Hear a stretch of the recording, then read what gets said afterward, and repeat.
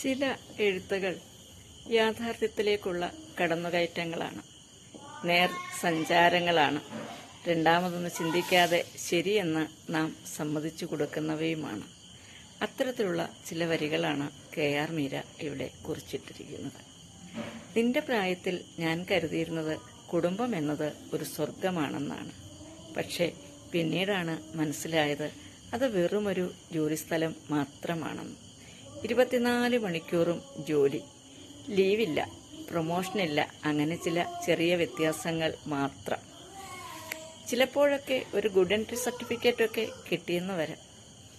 എങ്കിലും ചെയ്തു കൊടുക്കുന്നതൊന്നും കണക്ക് പുസ്തകത്തിൽ ഉണ്ടാവില്ല. ചെയ്യാനുള്ളത് മാത്രമാവും ഉണ്ടാവുക. എത്ര ശരിയാണല്ലേ? ഓരോ സ്ത്രീക്കും ഓരോ അമ്മമാർക്കും ഇതുതന്നെയാവും പറയാനുണ്ടാവുക.